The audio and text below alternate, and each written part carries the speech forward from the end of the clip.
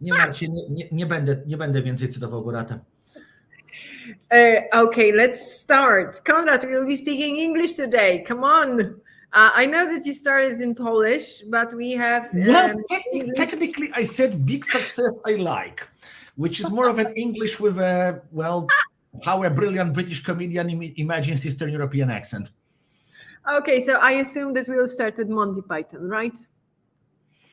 That will be it's always welcome. I always say when someone asks me why am I the way I am, I'm like, well, the first time I watched Monty Python was when I was like 15, because that's when Channel 1 of the Polish TV started showing it. I'm fairly certain that's what psychologists call the formative age. Oh, yeah. I understand. I fully understand.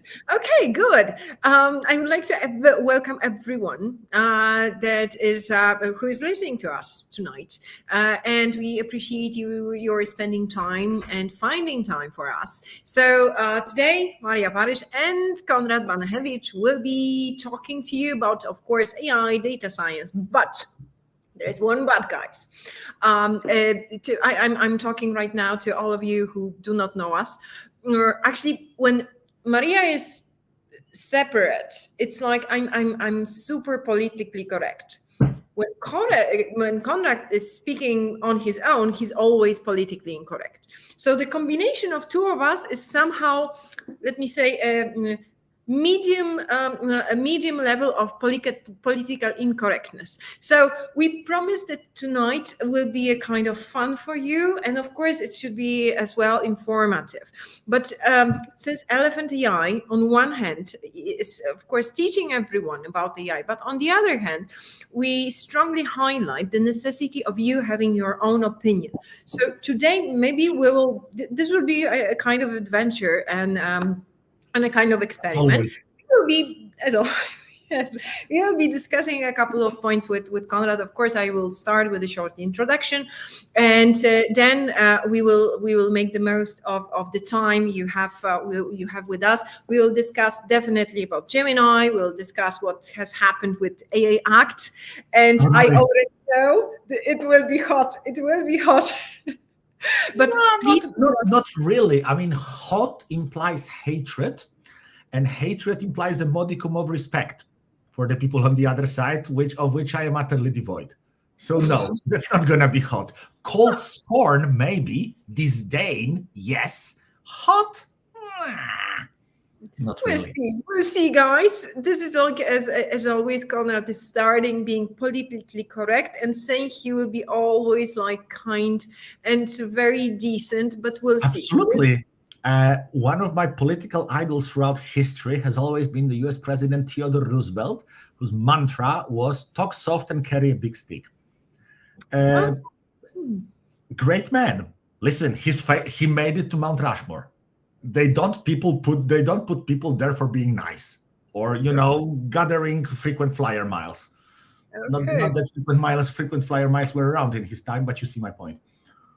I can see your point. And guys, if you are now thinking whether to turn off your camera and to turn off your browser, don't do it.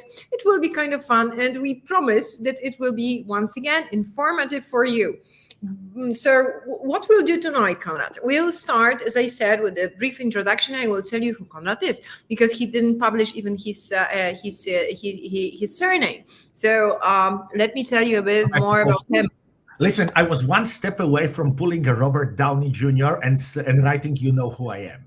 So this is a step in the right direction. This is an improvement for me, okay? Is it?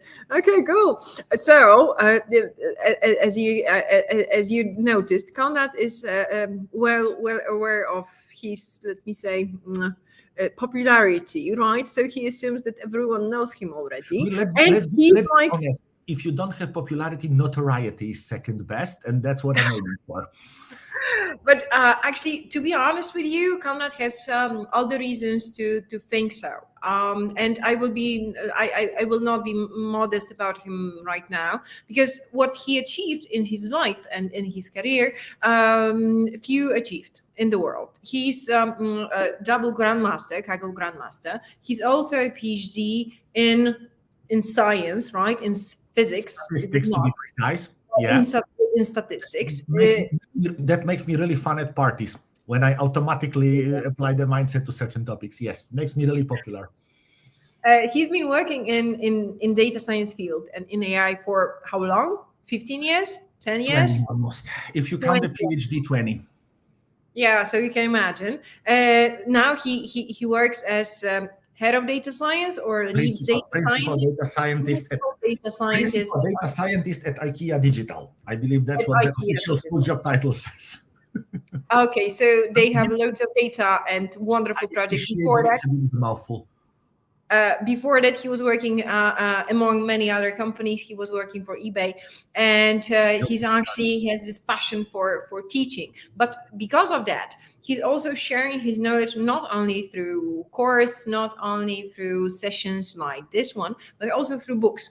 And he has written a couple of books. 2 of them are absolutely bestsellers, right? 2 or 3 already. Already 3, and 4th is on the way.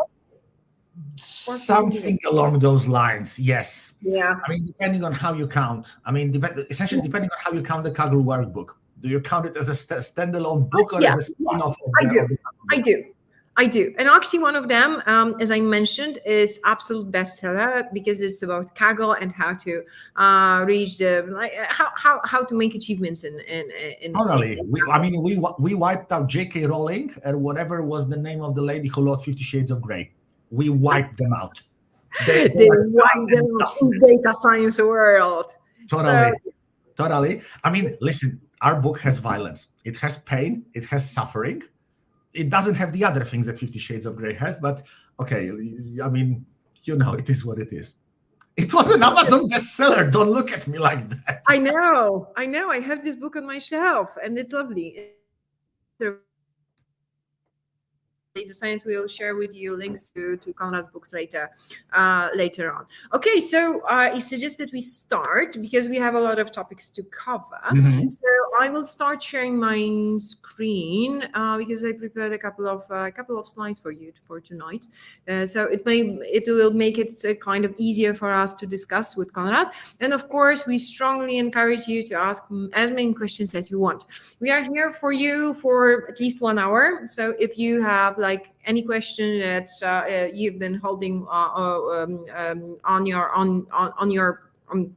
your end for quite a long time, or maybe this is completely new question about the AI Act.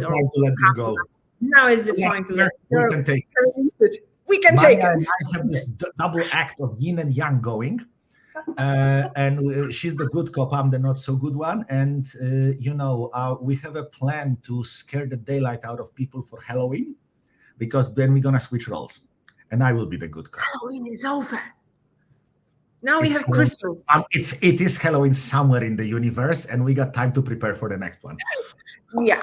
It's a good one, actually. It's a good line, Konrad. I like it. Yes. I would be a good imagine me as the good cop. I mean, the terror will spread. So yes, you are the bad cop tonight. I'm a good one. So at least I will try. Usually I'm the bad one, but tonight, okay, I will wear a different hat. Okay, without further ado, let's start with as I said, a very brief presentation for tonight. Just a couple of slides. So guys, it's clearly extremely important what is happening right now in the AI world. So we are here to encourage you that actually you can enter the world if you're not in it already. Seriously. So our main line for tonight is to boost your experience with AI. How do you do that? We'll tell you how, but basically we encourage you to take AI, add it to your experience. Take your current experience within the business that you are right now, add AI to that, and actually start making a career within AI. Because majority of people think that with AI, everything is already settled. It's not. We are just at the beginning of the path. We are just starting the bell curve. Seriously, we are here and we are going up, not down. We are not at the top, definitely. And you should assume that right now we are starting a new era. the first era was about creating building blocks. So we data scientists, we created a lot of products for you that you can use now in your own businesses and for your own career path. So let's assume for now that everything is available. Maybe it's not commercialized yet. So I mean, it's not a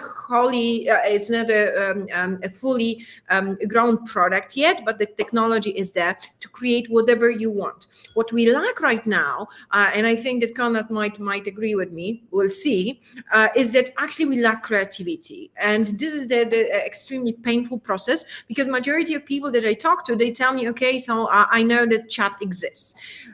Let's start with saying that chat, definitely, it's not the only technology. It's just one of 14 technologies that maybe we'll just touch on tonight. But before we do that, let me remind you, we are talking to the greatest Konrad Banachewicz.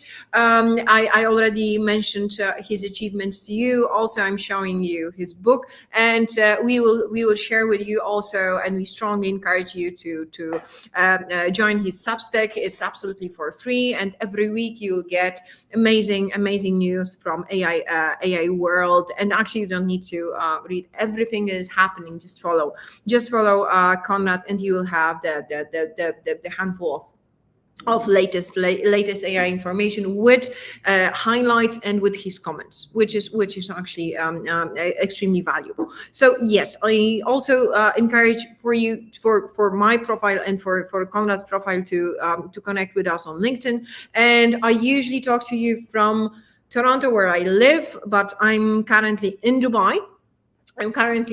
So I'm sending, if you are in a not so warm place, like Konrad, for example, I'm sending you a lot of positive energy and a lot of heat, because it's like 30 degrees outside here in Dubai. And yes, I already mentioned we'll help you with all AI questions, maybe not about, as Konrad mentioned, about 50 Shades of Grey or J.K. Rowling, no, but maybe about how to write a best-selling book. Why not? So with AI questions, we are here. So just ask them. Whether you consider them politically correct or incorrect doesn't matter. We are here for you. So let me just briefly start with an introduction. I often say that AI is a kind of magic. Of course, it's science, but people perceive it as magic. And actually, all magicians, when you maybe you notice how they work, their day-to-day work is and their performances is just a list of tricks, right? So if you know how tricks work, it's not magic anymore. And this is how AI works. So if you know the list of tricks that are available, you become a kind of magician. Actually, this is how we data scientists, we perceive AI. We know how it works, so it's not magic for us anymore, but for majority of people it is. And actually, what I mentioned, that with all the AI tricks, it's like when there is a train in front of you, and this is AI train that encourages you to jump on board. The problem is that majority of people think that they still have time. Maybe AI will not come.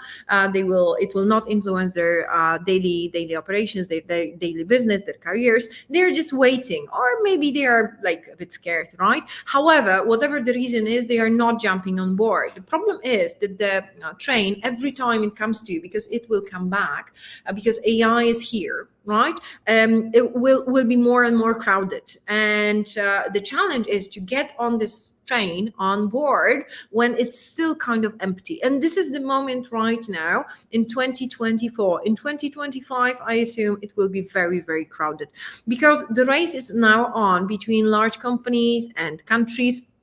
The largest players are US and China, but not only. Dubai is also actually in the game. So everyone is right now struggling to get the position of a leader in AI world, including such companies as Google. Of course, Google and Meta and OpenAI and AWS and Microsoft, they are like challenging themselves to produce better and better AI solutions. On 6th of December, so last week, Gemini was announced and was brought to the public by Google. We strongly suggest you to check it out. We will share with you the link to a great presentation. So actually, Gemini is a multimodal like set of solutions, we might call it like that allows you to talk to it. It allows you to write code. So all the other components that were in OpenAI world and Microsoft world are right now in the Gemini Gemini metaverse, let's say. And of course, it allows you to interact with it very easily. So maybe some of you have tried it out already. Some people say that this is like a big step towards AGI. So is like supposedly existing Q star. This is a solution from OpenAI that no one has actually seen, but people are saying that we are getting closer and closer to AGI and ASI. AGI is artificial general intelligence, which means that computers will slowly become smarter than humans, right? And ASI, it means that not only smarter than humans, but smarter in the whole metaverse, right? So whether we are close to it or not, the discussion is kind of important because we are heading towards AGI. So when we see this kind of graph from Google published just a couple of days before, like not more than a week, they mentioned that there is like it's smarter, that the Gemini is smarter than it's much smarter than human, right? And much smarter than actually competition from OpenAI. So when we hear this kind of information, we can consider it as a threat, or we can consider it as a great chance for your career. So we suggest that you look at it as a trampoline, because majority of companies, actually large and small ones, successful ones, were created during times of economic stress, which is happening right now. So this is an amazing opportunity for individuals and also for companies to go whatever they want and achieve actually large business goals. Already data scientists and people who are not necessarily data scientists, but they are in the AI field, they are making a lot of money. And if some people say there is not enough money in startups because they have VCs have withdrawn money, it's not true, because just a couple of weeks ago, Kai-Fu Lee has received more than $1 billion to create an LLM that would be conquering the Chinese market. So actually, when we hear this kind of stories and everything is happening in 1 month or even less than 1 month, people get scared. And again, a couple of weeks ago, there was a conference from OpenAI for the first time, Dev Day. So they mentioned a lot of new solutions from OpenAI. Just after that, like the whole strange situation actually of rearrangement in the management of OpenAI has happened. You can see a nice comment here. It was like watching the Kardashians. But why people felt so that they cared so much about it? Because they started to understand that AI influences the work, and maybe by this shift within OpenAI, they might lose their access to the tools that they want to use so much. So actually, AI affects us to this extent that it starts to become our new normal, our new business. You can create with what has OpenAI announced a couple of weeks ago. They announced GPTs, which allow you to create without single line of code, to create your own system. But actually, this is not a revolutionary at all. actually creating a system is, yes, it's a kind of revolution, but actually what is even more revolutionary is that they will create a shop for that. So for the first time, just as with Google, with Apple App Store and also Google Play, you'll be able to create, again, without single line of code, you will be able to create your own solution and start selling it and making money. You can see how Apple App Store was growing in the last years, and so will probably happen with OpenAI. And a kind of additional and kind of funny information.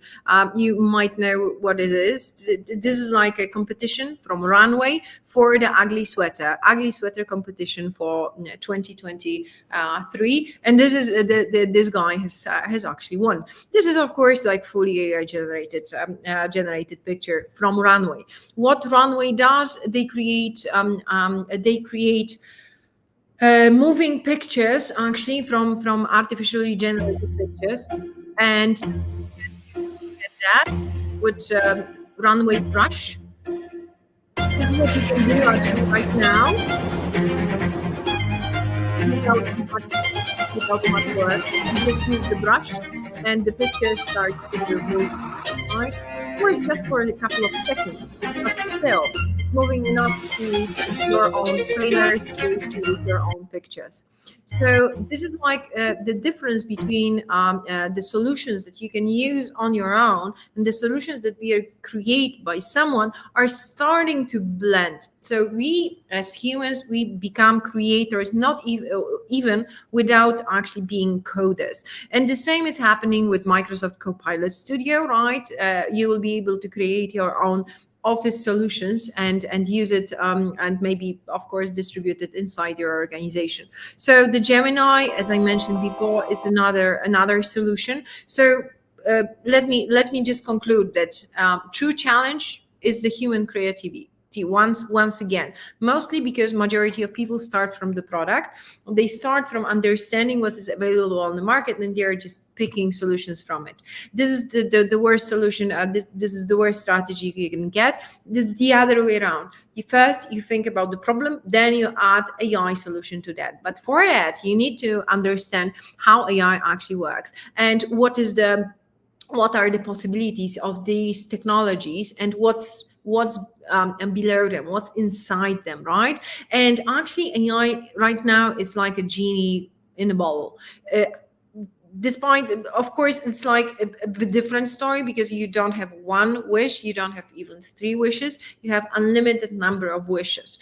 The only thing you need to understand the potential and the capacity of AI, of AI and GenAI solutions, and then start creating. However, there is of course a disadvantage to that because like the race between companies is one thing, but there is a competition between countries as well. I know that Konrad has shared this picture as well on his social media when, of course, the AI Safety Summit in London was taking place. All the giants and actually rulers of the world from AI world, they have come to London to discuss what to do to save the world from AI. And look at that on top. They declared that AI poses a potentially catastrophic risk to mankind, but on the bottom, something that they are not saying out loud. Of course, this is a cartoon, but somehow it's a kind of scary and actually close to truth. They're saying, and I cannot wait to develop it first. So right now, with the new release of AI Act, they have been working in Europe for the past months on that, and now we have the final version. It was finally accepted, and now we are waiting for it to become real. And on one hand, it's safer than we assumed. On the other hand, it's lighter. So it's not as rigorous as we assumed it would be, but still we'll discuss in a moment with Konrad what it will probably mean for us. I mean, data scientists and companies who will be implementing AI in their fields. So with AI Act, it should change the whole, let me say, perspective that we as a business have on the AA world. However, it does not completely, because majority of businesses, they are not aware of AI power, except for GenAI, to be honest. So with AI Act, we say that you as potential AI manager or person who will be implementing an AI in your company, you must be aware of ethical risk as well. So we will right now we will move on to this discussion, to be honest. But before we do that, to all the learners, tonight we have a surprise, because we have so many happy students already, almost 1,000. So we have a surprise for you. We have a discounted price for the next 72 hours, with 570 USD for the next 72 hours. This is the price for you that we have prepared for tonight. But before we dig into what the course is, I would like to mention that to majority of people that are learning with us, they mentioned that the course has literally changed their career. Yeah, absolutely. Not only because it helped them advance their careers towards the level that they wanted, but also there is a community. We met already twice, and of course the community is fully online, and it supports you after the course is fully non-profit, and it was just created for you to have support and have peers after the course. What we have as the group, as Elephant AI, prepared for you as well is, after the course there is like plenty of opportunities to grow even further with our, for example, MBA AI for managers. So why did we create that? It is with one of the London universities, and it's created strictly for AI managers, right? For them to dig deeper, 200 hours, 120 ECTS. So it allows you to take this diploma and go whatever you want, whenever you want, and say that you have in-depth knowledge about AI, however, without coding, right? Because coding, I wouldn't say it is not necessarily, but for managers, it's not necessary anymore to make to make business in AI. I already mentioned to you who Konrad is. Let me introduce myself. I own a couple of companies in several places, of course, AI companies. I've been in this field for several years. I've delivered many projects, almost 100 for large companies and small companies around the globe. And I'm a teacher, I'm an academic, PhD in AI, so on and so forth. This is my passion, but what I'm famous for is that together with Google and with Kaggle, we have created the largest community of data scientists in the world, which is already more than 14 million people. That's why I traveled across the globe, and I'm bringing to you a lot of experience that also I have written in my book. So this is my greatest pleasure, and actually Konrad is laughing at me sometimes, because he's saying that, yes, Maria, thank God that United Nations have someone like you. Yes, I work with United Nations for AI education, and I advise them, and I've been invited as one of the speakers for New York this year to share the experience and vision how to transform hundreds of millions of people across the globe towards data science positions. So this is what I do once again, and with the experience that Konrad has and I do have, we will help you with all AI questions. Just ask them once again. So we are here for you, and I will just very briefly and shortly skip a couple of additional slides for you to show you the state of AI. AI tonight. The AI today. You probably know this video. Maybe I will share it with you, because majority of people think that this is AI, right? Clock strikes upon the hour, and the sun begins to fade. Still enough time to figure out how to chase my boobs away. I do hope that you could see that. And actually, what is kind of interesting, we also have a version of Basic Instinct by Schwarzenegger. We will share with you it later, so you'll have a link for this video. It's kind of impressive. And actually, what is interesting is that majority of people think that this is AI.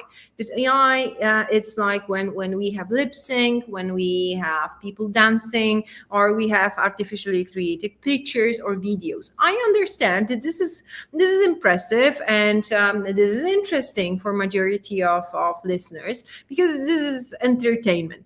But we are talking right now that we know already, this is stats from Gartner, estimates from Gartner, that there will be 35 AI projects per year, and someone will need to manage them.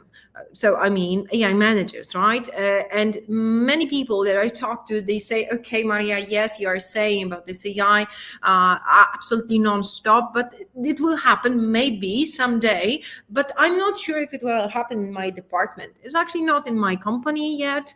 And when I talk to my colleagues, it's not in their departments as well. So maybe it's a kind of a bullshit or a hype, right? Maybe it's not real. So the information that you should actually consider being true is that winter is here. We are not talking about the distant future. We are talking about this year's, 2024 and 2025 applications of the technology that I have shown to you. This technology is already ready to be implemented in your companies. So in those companies, this is sad true, but on the other hand, there is an upside, because almost no one knows much about AI in companies, which makes a lot of opportunities, creates a lot of opportunities for you guys, right? Because with the stories of our students, actually, our students are managers and high-level managers,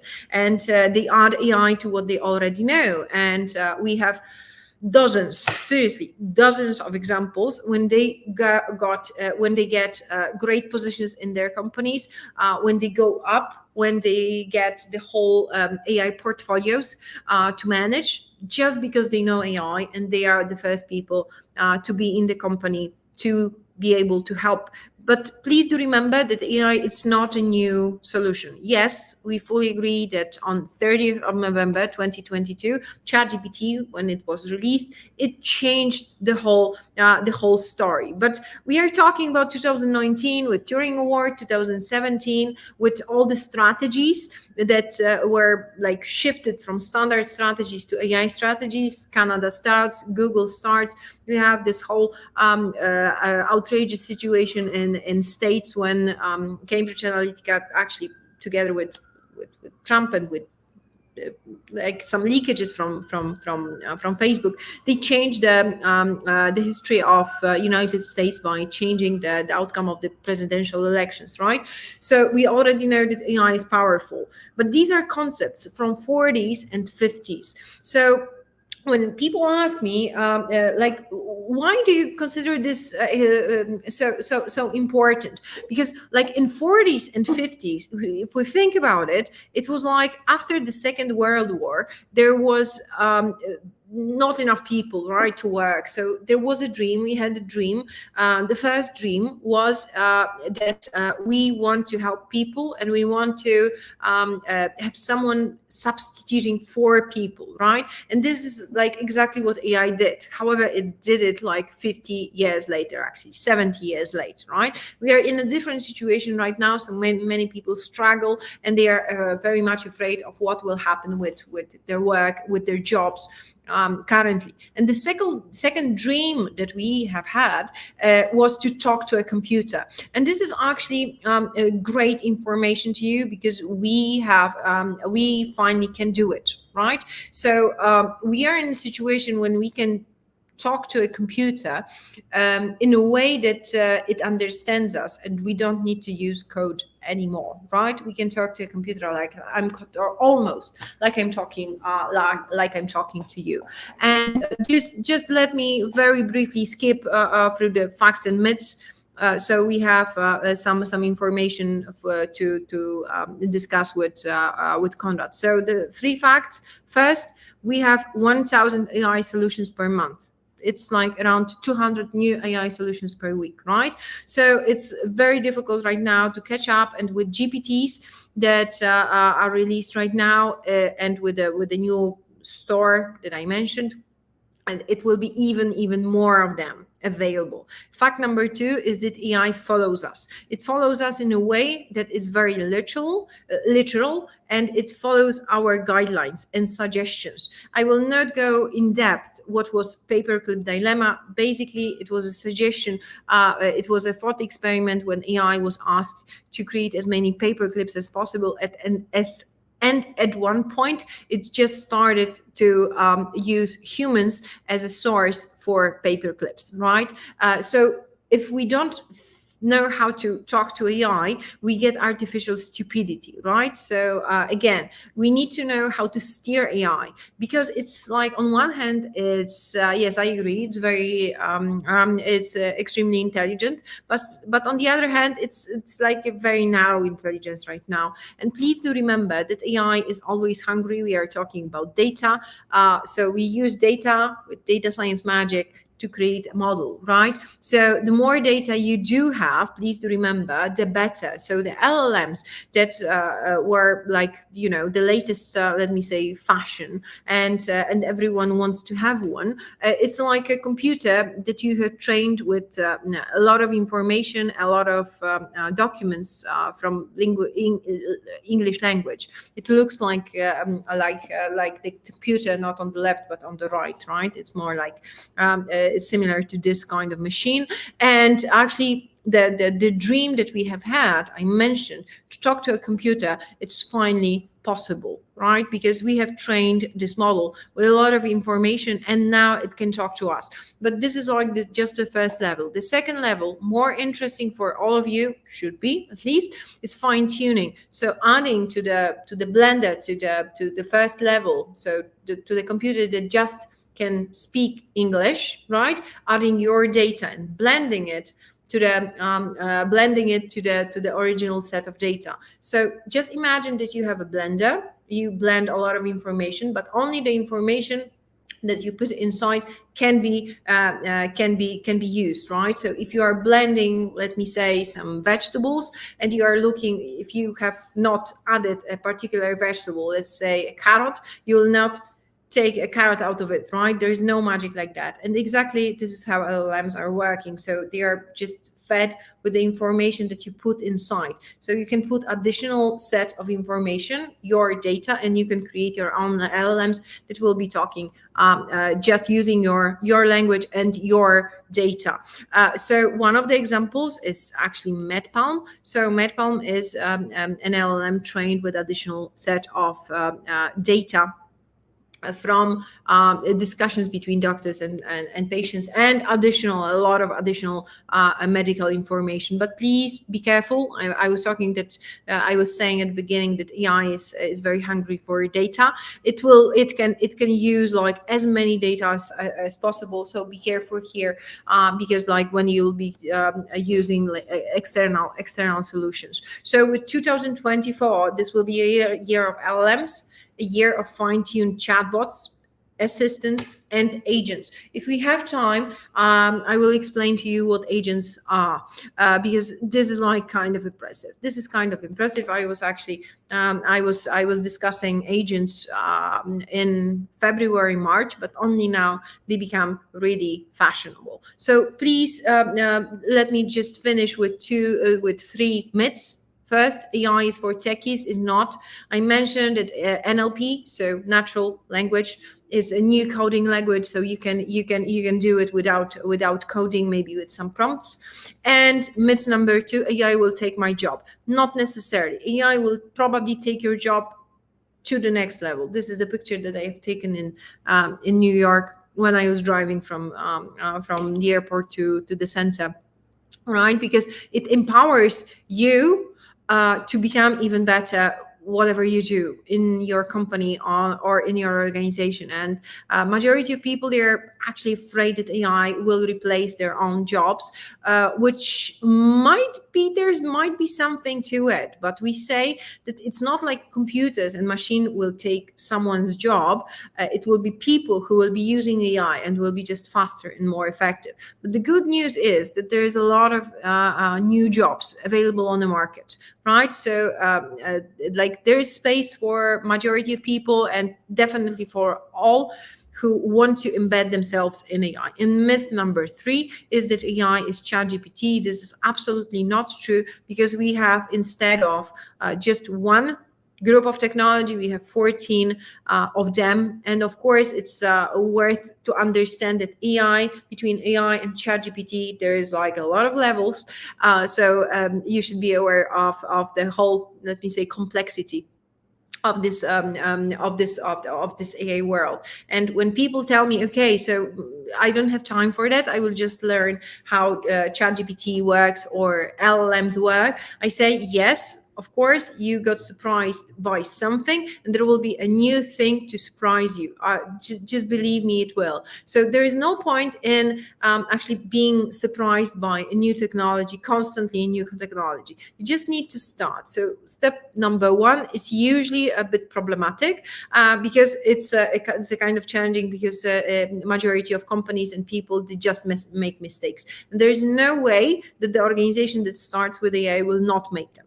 Will not make mistakes, right? So the situation to be that I wish for you is for you to have a control over AI, right? And this is our mission in Elephant AI. Of course, not just to help everyone, but mostly to help AI managers and company owners to wait for AI to come to them. And so they are like, they can't wait to get their hands on a new technology. They are not afraid. They just are already aware of how it can help them. So without further ado, I will now move on to the second part of our session tonight. I hope that you are still with us, and I do hope that Konrad is still with us. Of course I am. Yeah, Of cool. course I am. Like, I don't know, werewolf from an old legend. I can only be killed with a silver bullet, and silver seems to be in woefully short supply due to the crunch in the market. So I think I'm safe. Cool. Okay, moving on. Konrad. So after what I've shown, it's like right now, AI, it's like in the crazy fashion. It's moving so fast.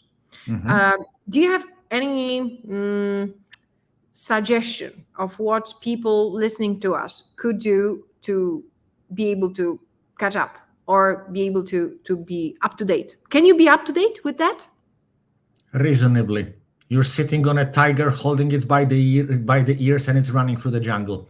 That's probably not the right moment to be pausing. You're just trying to hold on as best you can and go through.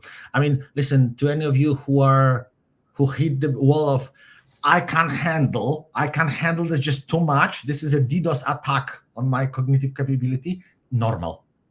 Don't worry, it's normal. I've been doing that stuff for a while. So I'm probably significantly more jaded and cynical about fashions, and I struggle with the sensory overload sometimes as well. But that being said, you spend some time in that, you learn to filter out the fluff. A perfect example is Gemini. I mean, everyone's like, Gemini has been released, it's gonna be ChatGPT-4, the AGI is here. And then you start looking and reading at the small print. It's like, no, it's not. No, they wrote a glorified blog post and inflated it to Kingdom Come to a degree that something like, I don't know, I think it was set in less than 70 hours after the original release, where they had to admit that the video was edited in a deceptive fashion to make it look like Gemini was doing a much better job than it really was. So, and actually, it's a set of things that are already available, right? So Absolutely. That's like, if you know how it works, it will not surprise you guys. No. I mean, ask yourself a question. I mean, first of all, people are running around and trying to create a sense of mystique. And we have, how do I describe it politely, not to overstep the boundaries of even Maria's tolerance for political correctness. Let's put it this way. It's a religious war, or it feels like one, because on the one hand, we have people who are practically praying for an AI god, and their approach makes zero sense. And on the other are people who have watched Terminator 1 times too many, and they freak out at everything. As far as they're concerned, we should press pause and get back to, I don't know, PCs at home, so early mid-90s at best. We should turn the clock back. Like, guys, not gonna happen. That genie is well and truly out of the bottle. Okay, we can't squeeze him back. He's running to the nearest joint and he's making obscene gestures at passersby. There's no stopping it, and we just have to accept it. So first of all, don't panic and stay away from the hype. That's my number one advice, because it's easy. It's easy because like, you open the Guardian, to put it very politely, not a newspaper you associate with scientific rigor a lot. The greatest regulation of the history of mankind. No. Deep breath. Okay, if you can confirm what the Guardian is writing in at least 3 other sources, okay, maybe you can consider it, but not before. On a minimally more serious note, can you stay 100% up to date? No, there's like, I think, couple hundred new papers, scientific papers being released on Archive in the artificial intelligence field per week. There's no way, even if you sit and do nothing else, you cannot read everything. And that's okay. You don't need to, because a lot of that are just incremental things that are being, well, pimped, for lack of a better term, as if they were simultaneously invention of penicillin, the steam engine, and the discovery of America, or all rolled up into one. And that's not true. So hype, deep breath, read. You will not be able to learn all there is to learn. Like, question number one, why do you need it? That's the first question you need to ask yourself. If, for instance, you are in audit, then LLMs are important for you, because predominantly what you work with is text, probably, at least based on what I know about audit. Text, tables, occasional graph here and there. On the other hand, which means video generation. Maybe a bit of fraud detection as well, because we would be looking for anomalies in audit. Still tabular data. Tabular data if it gets to the level. Yes, I agree, of course, fraud, yes, but you don't particularly care about synthetic video generation. You can read about it as a hobby, but it's not very relevant for you. On the other hand, if you are in the what's put under the umbrella of creative industries, then video and music, or 3D if you're in gaming, very much your thing. Text generation, yes, okay, it's kind of nice to know what it's doing, but that's as far as it gets. That's one thing. And the second thing, well, your risk appetite, really. Is life easier if you build everything around OpenAI API? No question about that. No question about that. It's nice and easy, almost plug and play. But, and so it's a pretty gargantuan but, actually 2 of them. One, the cost is running up very, very quickly. They are, excuse my comparison, like a dealer who's hooking you up with a discount rate at the start, and then this is the graph of your cost. And a second problem, even bigger one, because a lot of businesses have pretty deep pockets, so they don't care. They can go cuckoo at one point. Well, we had a small version of the going cuckoo, where the greatly progressive open AI board, well, Maria mentioned earlier, the turbulence around the board. What did it come down to, really? They got rid of both women that were on the board out of 5 people, and instead they brought Larry Summers. Yeah. Like, look up who Larry Summers is. So it's like, if you wanted to... Financial guy. So you wanted a sleazy bad guy without charisma. Yeah, that's more or less where you're getting. I mean, that guy would pretty much fit the bill. But great progress. Get rid of women, bring in Larry Summers. Well done, guys. Great job. But on the other hand, maybe for investors, it is a great move, right? It is a slight, I think there is a slight issue if someone thinks bringing Larry Summers on board is a good prospect for a company based on his prior achievements. But let's leave that aside. The point being, if they are capable of going cuckoo and have a reality show with ugly people in public, who's to say they won't go crazy around their API? And if your entire infrastructure is relying on what they provide, and they change it overnight because some old man has a road to Damascus moment, boom, your entire business just started crumbling. So it's, in my view, it's a risky strategy, but a lot of people go with it. Otherwise, OpenAI wouldn't have been valued at whatever several 10 sum that currently I was. And still, they are not on stock market, right? So guys, it's like there is a lot of money on the market. 80 billion. Yeah. So imagine what would happen if they, for example, decided for an IPO. You're saying that they will not go for IPO, they will not go for stock market. But actually getting Larry Summers, it's information that it will happen sooner or later. Exactly. It's like when they were started, almost no one seems to remember that. But when the Iron Man we deserve, Elon Musk, started OpenAI, it was supposed to be a non-profit. Absolutely. Now that changed a little bit, didn't it? So I wouldn't exactly trust them when they are saying they won't be going public. Yeah, I trust some old man as far as I can throw him, pretty much, and that probably will not be very far. Okay, but what's in it for us, right? So we might say that we are like small data scientists looking at what big tech companies are making out of it, and we can't compete. We can use it. We can somehow contribute. I know that this is a kind of a gloomy vision, but it's like where there is a place, or what can we do, right? I mean, we cannot do, I cannot do what I would like to do to OpenAI because that's prohibited by the Geneva Convention.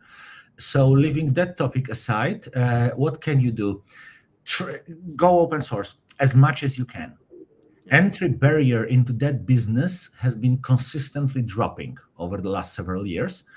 I mean, we're way back when I was starting. Well, the first step of your multi-stage torment involved properly configuring NVIDIA drivers on a remote machine or something. These days, this happens with a click of a button. There's gazillion tutorials on YouTube, almost, including in some instances for things like GCP, like Google Cloud Services, almost no code. So the entry barrier into using things that are open source are way, way lower. And by the way, for those of you riled by the fact that I use Google and open source in the same sentence, trust me, I'm not going senile. It's just about Google infrastructure, but their model garden has a ton of open source stuff. The fact that Meta, probably not for the most ethical of reasons, but who cares really, became a champion of open source, that's something I did not have in my bingo cards for this year. And yet here we are. But still, here we are. I mean, honestly, I seriously think this was an escape forward. They realized they were so behind in terms of ChatGPT ruling the field. Like you know what? Let's push it out there. And we have the champions of the people. They did well. Actually, what they have done with Llama, it's like it's good. It's good. Evil people doing a good thing is better than the other way around. So I'm not complaining. Exactly. So guys, to be honest, when we are talking what regular, let me say, people, business owners, what can be done, definitely use the tools that are available, right? Be aware of how they work. But at the same time, be cautious about your data. And yes, I fully agree that like everything is there online, free of charge, right? But what we say, and also what Elephant AI is saying, is like make the most of the time you do have. because it will take a lot of time for you to explore the information that are there, and it's kind of easier to embed and to like make the most of the time that you do have and get a summary of what you actually need for your business. So this is one way. However, of course, with the data that you do have, like you can create a lot of new products and many new solutions. So we are not just talking about like you using bluntly the solutions that are there, but actually with at this point when still AI Act is there, but somehow it's not yet applicable, right, to the business, not yet, at least, right? So it means that you can still use as many tools as you want, of course, being careful of the data and of the privacy and of the ethical AI aspects, but still like you can create a lot of solutions, you can release them on the market, you can sell them freely, but like the first step, of course, is understanding how. But since I already touched on AI Act, like Konrad, I know that we will have a dispute most probably here about what AI Act. You promised that you will be a bad policeman here for tonight. So please do tell me what's your... If I were to be a bad policeman, I would go, oh yes, please, let's have more regulation. I mean, that's a very button quote. Really think that we could like make it without the regulations? I'm not buying into the Manichaean split, the totality of everything or nothing. But if the guy who's, I think it's perfectly encapsulated in the Twitter feed of Mr. Thierry Breton, I'm probably pronouncing it incorrectly because I do not speak French, the guy who was in charge of the whole thing on the European Commission side, who first announced, I quote verbatim, you guys can look it up on his Twitter, EU is the first continent to regulate AI. Now, this is Joe Biden level of intellect. EU is a lot of things, but I'm fairly certain it's not a continent. At least last time I checked my word map, but so be it. And the second more important thing, he announced thing that I was like, okay, if this was an episode of the Sesame Street, it would have been sponsored by the letters W, T, and F, because he wrote, again, that having the regulation is the thing, as the only continent that has regulation, this will make European AI businesses more competitive. I don't get it, to be honest. I'm not buying it. Actually, no, neither do I. If I put extra weights on my knees or ankles, I'm fairly certain this is not gonna turn me into Usain Bolt. Okay? Or whoever the current greatest. Actually, remember, like European Union was not the first. First were actually Chinese. They introduced AI regulations in June and July, and they already had a couple of I think court cases when someone has won against some LLMs and. Yes, but it's a slightly different story. For starters, the Chinese did not introduce a hard requirement. And I read this one, I was like, seriously, you know, there was this Ramones song, somebody put something in my drink. That's how I started thinking when I read the literal, it sits in the act. The cutoff above which models need to be regulated, it's based on the number of floating point operations. I'm like, what kind of 19th century mindset concocted that idea? I mean, what is wrong with you people? Europe is falling behind. We have next to nothing in the competitive AI space. And what we do have, you are cutting off at the knees or making sure they're gonna go to a more friendly place regulation-wise, probably US. Although actually, I would be surprised if the Chinese didn't step in to start scooping up some things. I would be very, very surprised if that didn't happen. One of the members, I mean, like participants tonight, Jen, she's saying that on regulations, I feel it's very important because safeguarding needs to be in place. Problem is, if everyone wants to become a leader, they will put boundaries. And actually, I would agree to I something agree. like that. Listen, Leaving don't large get me companies yeah. just all alone with like without like still with OpenAI not mentioned and not listed what kind of data they used, and all other LLMs they have not listed what they have trained their models on. Right. So Right. I would say that it's kind of scary if you know the power of this kind of solutions. On the other hand, I'm not sure if regulating to this extent what we have gotten with AI Act, it's the best option to become competitive. It's not. Right? It absolutely isn't. Listen, I'm all in favor of regulating this stuff. It's just that for a law to be meaningful, it has to, and useful, it has to be applicable, and it cannot be too broad. So it's like, if you want to regulate AI, fine. Instant ban on facial recognition in public. Boom. Protecting privacy. One thing. Second thing, go after copyright violation. Yeah. Which is the ugly secret that everyone tries to pretend is not there. I mean, kudos to, what's the name of this bald bugger, Mark Andreessen, something like this? Yes, Andreessen. Yeah. I love him. I love the honesty. It's like the Gospel of Matthew. From the fullness of the heart, the mouth speaks. Because he recently said the quiet part out loud. He said, if we start paying copyright royalties, generative AI businesses are not profitable. Absolutely. Thank you. Thank you for the honesty, Mr. Andreessen. Thank you for saying the quiet part out loud.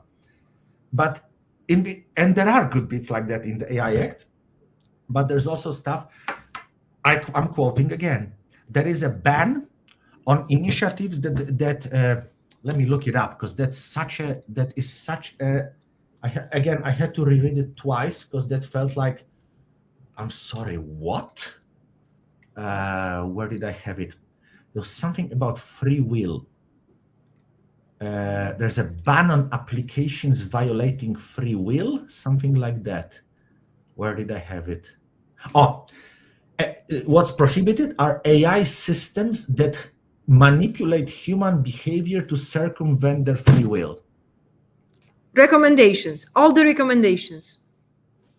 What good is it?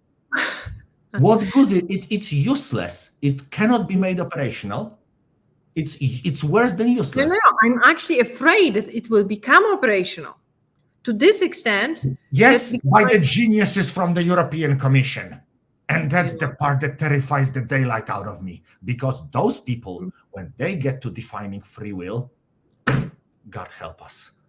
Yeah, exactly, guys. The first thing that you need to understand, if you are not sure how those LLMs and what's about this, like, IP problems and IP challenges here.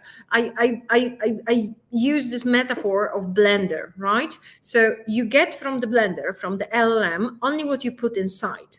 And please do remember that if you put something inside, there is IP that comes with what you put inside, right? Yes. However, the creators of LLMs, and not only of all the GenAI models, they have, let me say, borrowed the data. They have trained models with them. No one knows with what, and they're claiming that it's theirs. However, how do you, like, if you cut the document into gazillion of pieces, right? But still, it's a kind of a document that it's someone's, right? It's not yours. If you take it and if you cut it to pieces and then you make out of it, you make something else. So this is the challenge that now the lawyers will definitely have. We already had some court cases of people that claimed that, especially the picture generating Gen AIs, they violated IP laws.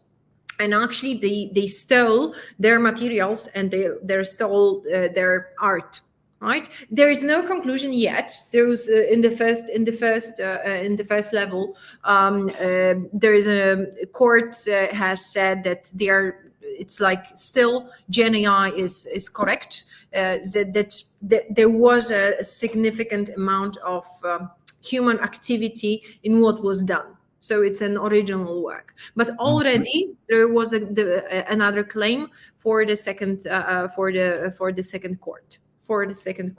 And wasn't there a case in China?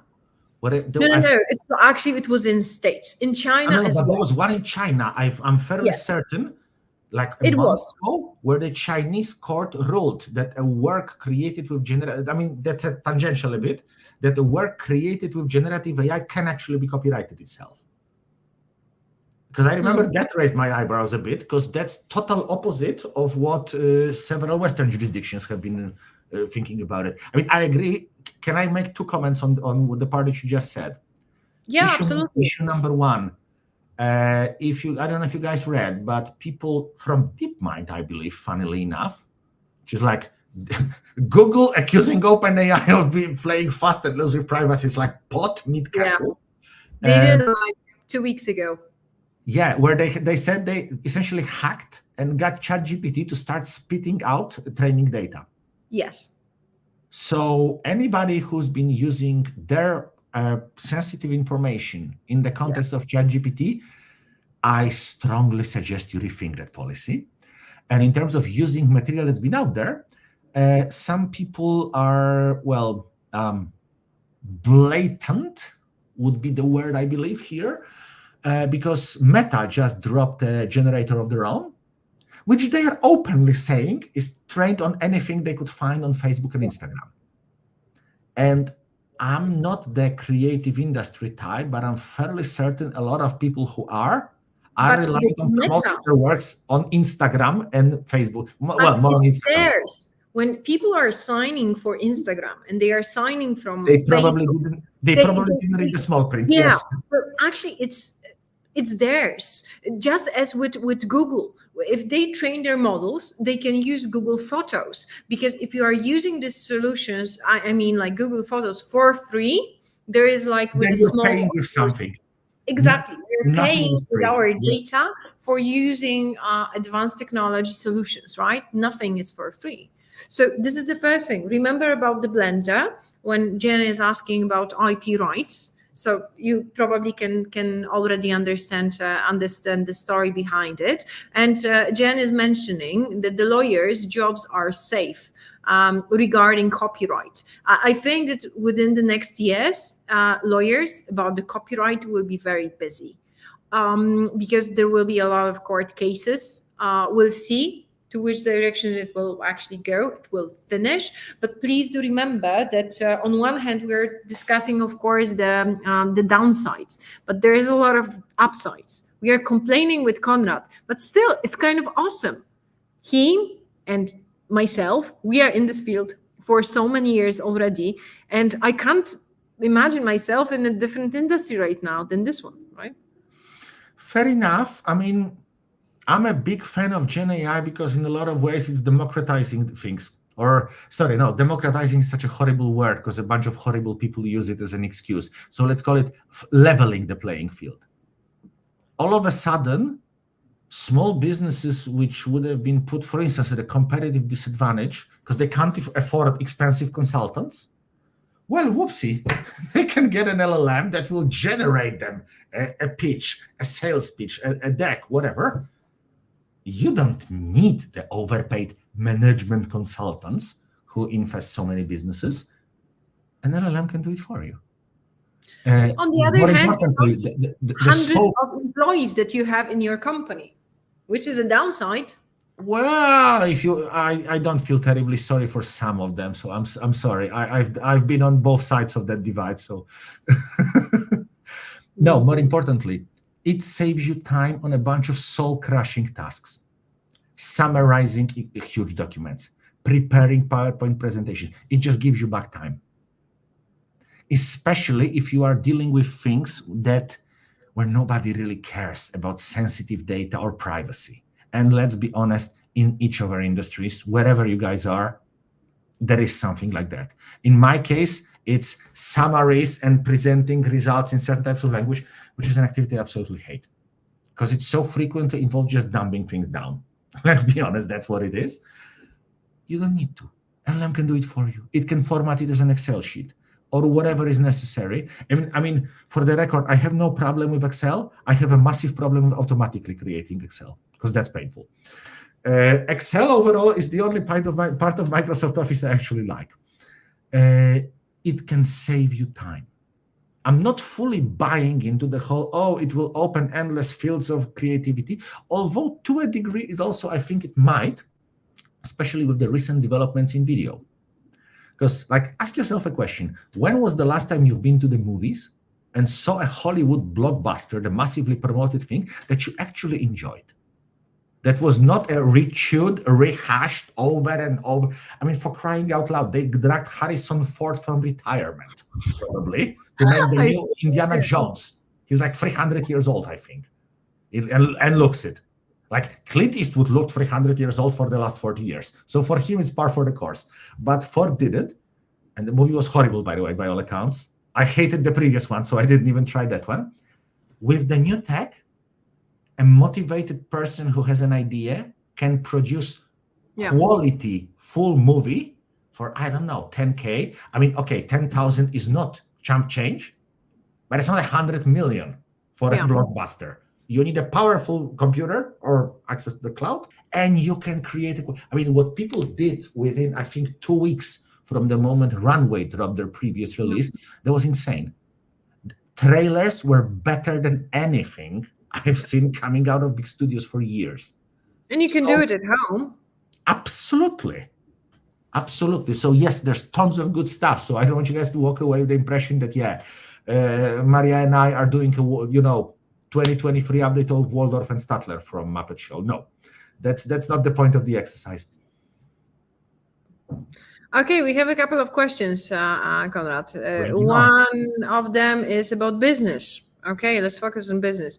How to engage business people when they do not understand what AI is, because they think it's a technological, how to engage business people. Okay, so it's when it's not a technology issue, right?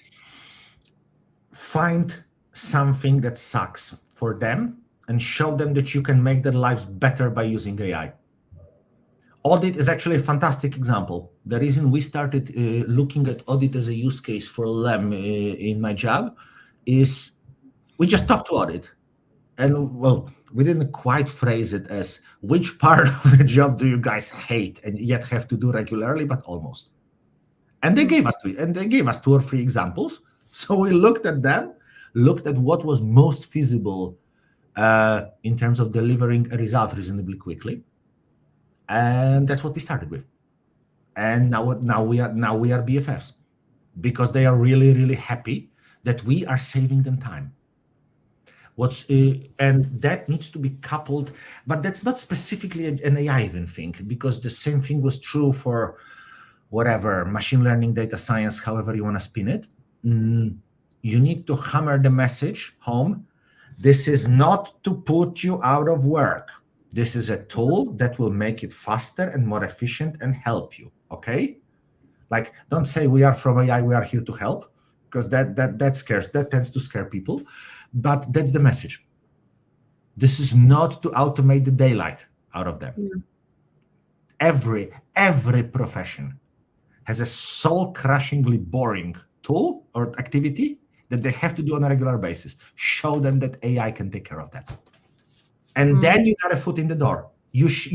They had something that sucked for them, and you solved this problem for them. Boom, you're halfway there. Next time, you'll get way more leeway. When you propose something, more time, they'll be more tolerant probably with occasional hiccups, because you started by, well, a goodwill offering, you could almost call it. I can contribute to that as well. It's like what I do have at hand is a couple of case studies and a couple of tools that business can use almost instantly with GenAI, right? Because this is like a fashionable stuff. They know GenAI. There's no point in explaining them how recommendation systems or predictions work. Not at this time, and not at this end, because at this level, because then they will actually think that this is like technology stuff, and they say, okay, let's IT take care of that. And actually, when I show them how GenAI works and can work for their daily job, right? Not just for generating emails, but actually with some small automations, with additional predictions, with LLMs. They say, oh, it makes a lot of sense. How long it will take? And you say, it depends on your engagement. They say, oh, what do you mean? And so IT can't handle it on their own. You need to provide data. You need actually to give how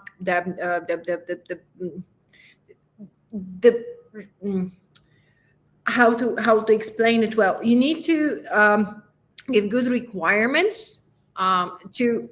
And that's the hardest part. Yes.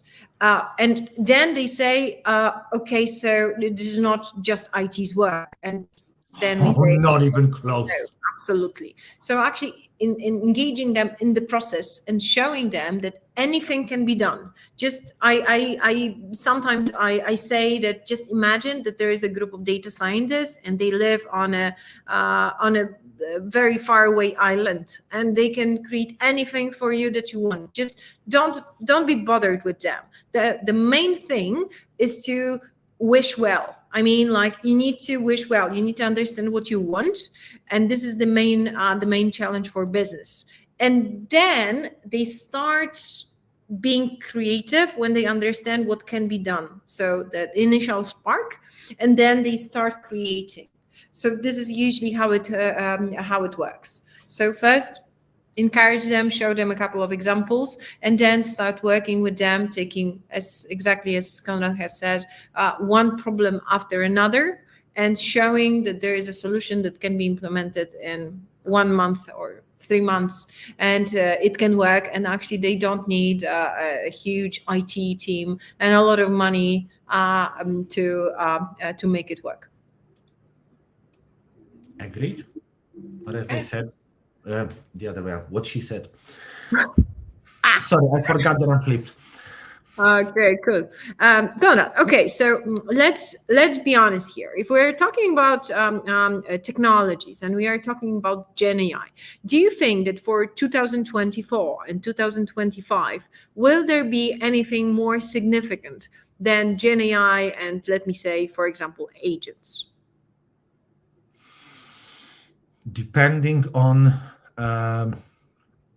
assuming that AI Act and other regulations would not stifle the growth, right? Then no. If they don't choke it, then no. I mean, LLMs have been close to commoditized. Yeah. Image creation, so the image modality is not far behind. I think we haven't seen the full level of disruption that this is going to unleash across the economy. I mean, image generation has wiped out or is about to wipe out. I seriously think the whole profession of influencers, this Vanity Fair, they are dinosaurs. And that light over there, that's the meteorite that's coming. Based on the developments in generative video, I seriously think Hollywood is next. Hollywood might be next, yes. Oh my goodness, the demise of that place cannot come soon enough. I went from being mildly indifferent to actively wishing for their demise after a trifecta of events. Namely, first they ruined Marvel, then they ruined Star Wars, and then as a 1, 2, 3 punch, they ruined Indiana Jones. So essentially, they, free cultural totems of my childhood, you could say. So you're waiting for the revenge of data scientists. Revenge of the nerds wiping them out. Oh my goodness, I can't wait. I can't wait. I want to see... No, for ruining Indiana Jones, I want to see them suffer. Yes. Oh God. Oh God! Oh my God! It's a creepy vision. It's a creepy vision. Why? Like, Why? come on! But Getting we're like rid- at the verge of a great shift. That's without and any it's doubt. great. Right? That all the dead wood needs to go if the forest is to survive. And they are dead wood. They are stifling growth. Nothing else that's new can happen. Nothing new can happen if the old wood is sitting on a kind of money. It's like, why haven't we seen more innovation in tech for a long time? Because places like Google, companies like Google are sitting on so much money that even if there's a competition rising, they'll just keep adding zeros to the check until someone flips. They'll purchase any competition. It was always the case. But the number of extra zeros, the difference between a startup and a big player, that was okay. That may have been 5 zeros, but not 15, the way we are now. So that's why it was possible for Google to rise, despite the fact few people my age remember that. When Google started rising, Netscape dominated the whole thing. Yeah. Who remembers what Netscape is today? They are dead, more dead than the Soviet Union, because the differential was not that big. Netscape was more powerful than Google, but not 15 zeros more powerful. Yeah. And now it is, and it's the same thing in the creative industry. That's why my jokes about revenge for Indiana Jones aside. That's why I really think Hollywood has to go if we are to see something genuinely creative in movies. And that applies to other things as well. I mean, I'm a movie buff, so that's why I started with movies, but it applies to a lot of other things as well. What about standard businesses? Sorry? You're working, what about standard businesses? You're working at IKEA, very, let me say, standard Brick and mortar, yeah. Well, wood and wood more like, but yeah. Do you think that these businesses, I don't know, banking and finance and telcos, will they like seriously change? Because we are talking about like shifting the businesses that are based on creativity, right? Because obviously I hope. I mean, listen, when I say banking is based on creativity, people call me a cynic. So I hope it isn't as much as I think it is. No, I don't think GenAI will take care of, will change a lot in banking or telco. No, I do not mean like GenAI. Let's think broader. I mean like AI right now. Do you think that it will like be a significant change? I'm absolutely sure that for managers inside it will, right? Because they will be managing robots more and people at the same time, like a blended teams. There's obviously a bunch of immediate applications where AI makes life better and literally makes life better for everybody by eliminating the need of human labor and exhibit a moderation on social media platforms, anywhere where you need to moderate content to ensure people are not exposed to, let's call it politely, the kind of stuff you don't want anybody exposed to. Yes, replacing that with AI, oh my goodness, it can't happen soon enough. Nobody should have to make a living by looking what moderators in places like Facebook have to look at. Because that's just PTSD-inducing level of horrible. So if we can automate that, goodness, the sooner the better for absolutely everyone involved. Banking, I don't know.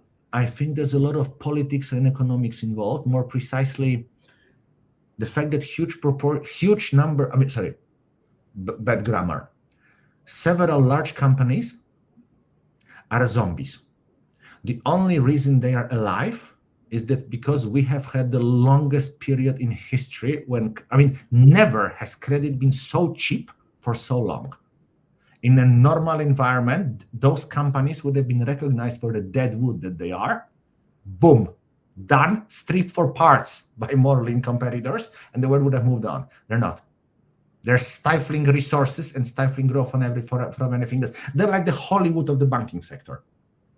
They need to go. So far they didn't, because courtesy of cheap credit they could survive. I don't think AI can solve that problem. I wish it could, but I doubt that. Although it's most certainly, I agree with your choice that banking is an industry long overdue a rendezvous with a flamethrower. Interesting. Okay, I would actually discuss this point with you, because I believe that all these industries, they will somehow shift, because they will have no other option, because there will be automatic investments because of robo advisories. At least I want to think so. But because I can see that at least those companies, they start understanding their data, and I do hope that they will create solutions that will be better for like more customer oriented, right? That they will be a bit better for people. So they will like make solutions that, like, again, this is my hope. Yes, but this is tinkering on the edges. This is tinkering. This is aspirin for Ebola. But so, do you think that they will not implement AI? They will, to show that they are gloriously progressive. And that will not translate to anything, much the same way as you have arms manufacturers who are selling weapons to some of the most horrible regimes on the planet. And, in case I don't know who's listening, so let's just say, guys, open the news and see where Raytheon is making most of its money. So you'll know whom I mean. But then they sponsor, I don't know, a green initiative or a rainbow initiative, and all things are forgiven. That's what the banks will do. They will remain the same, most of them, barring a systemic change. They will remain the same behemoths, but they say, oh, wow, we got AI. So we are the same horrible customer-hating company, but we are doing it now in an automatic fashion. So it's not a person making you miserable when you wait for 40 minutes, on the help desk line. Your call is very important to us, so we'll keep playing you the flute melody until you don't care anymore and disconnect. This will be directly, computer hates you. Computer says no. So no, I am not very optimistic about the change in banking, at least coming from the direction of technology. It's bigger than that. It's bigger than that. From the point of view of technology, I'm absolutely sure on my end that they will implement, that they will embed themselves in AI, because this is simply money, right? So they will just focus on downsizing the teams and also operations and all the back office that they can, right? So probably now, especially the publicly traded ones, they will be able to show in the quarterly report, we got rid of 2/3 of people and replaced all of them with robots. Well, we don't understand what the robots are doing, but the profitability and P&L spiked for this season. So bonuses all around. Of course, by the time chickens come home to roost, the people who made those decisions will be gone, and it won't be their problem anymore. And then someone will be desperately dragging people from retirement, probably by then, who know how the old legacy systems worked. I mean, it was literally what happened in the US. In the, whoever is paying unemployment benefits, the Labor Department, I think, they introduced as part of the anti-COVID, economic protection package, unemployment benefits for people who couldn't continue, yada, yada, which means the number of people taking unemployment benefits spiked, like tripled, I don't know, month to month, something like that. And the systems couldn't handle. What transpired? They were written in COBOL in the late 1970s. There was literally no one left around who could write COBOL. So a bunch of grandmas and grandpas made a killing in terms of supplementing their pension money because they were dragged in. They were literally 80-year-old ladies and gentlemen who still knew how to write COBOL, dragged in to help improve the capacity of the system. And of course, the Labor Department was paying through the nose. I mean, good for them, for those people. But that's what's going to happen with technology, in my view. I mean, okay, some pensioners will earn extra. Good for them. I would like to see that. Actually, we have two questions that I would like us to answer. Martha is asking, can you share examples of successful AI implementations in companies, highlighting the key factors that contribute to their success? Do you have an example? One of your companies, maybe?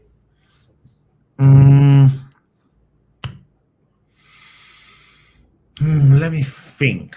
What are good examples of AI? Well, we'll have to broaden the definition of AI a little bit. Does machine learning qualify? Yeah. And no, I am not trying to be a horrible person who's picky on definitions. So help me, I'm really not. But sometimes it's tricky. Yes, predicting churn, very much in my previous job. Technically, that was when we were already at Adevinta, because the whole classifieds group, as far as I'm concerned, classifieds group, including Marktplatz, remained the same. It's just that we had a logo change several levels above me. We were eBay, then we were e-classifieds group, and then we were Adevinta. It was still the same building, still the same team. Because, what are they called? Activist investors. I mean, I kind of miss the 1980s where people were more honest and thought Gordon Gekko was the good guy and said greed was good. I mean, they had poor manners, but at least they were honest. These days, it's called activist investors. Anyway, swimming to shore. Yes, churn. Churn very much helped. What contributed as success? They were hurting. They were hurting. They being one of the component businesses of Adevinta, they had a problem. They knew that they were bleeding clients left, right, and center. People were dropping, and they wanted to get a grip on what is exactly going on. And that came with a bunch of problems. Problem number one, it's easy to say, oh, well, we lost a bunch of customers. They're not with us anymore, so they churned. If you want a situation in business where you throw a question and then you sit back and watch the word burn, get a bunch of business people and ask them how to define churn.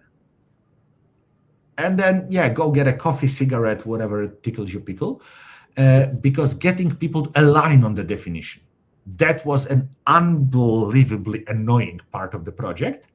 But once we got that solved and we got them to sign off, as they say, email creates evidence, that was one of the key factors.